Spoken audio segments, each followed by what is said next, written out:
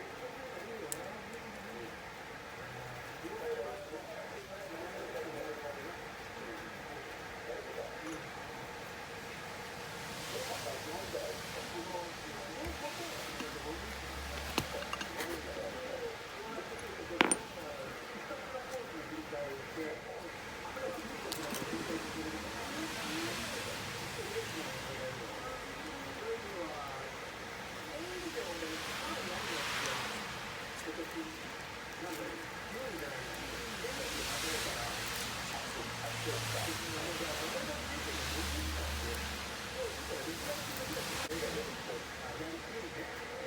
これがこのトリスがこう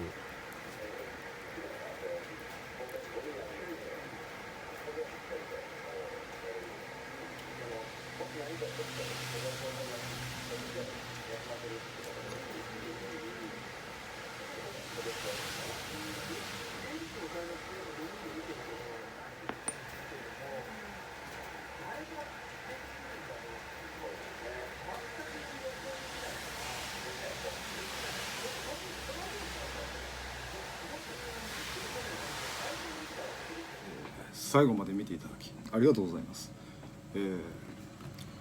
イオンの原因がボールジョイントだったっていうことと、まあ初めて、ボールジョイントっていうものを分解して、中の構造が困難だっていうのを初めて知りました。今後とも、ご視聴の方よろしくお願いします。それではまたお会いしましょう。バイバイ。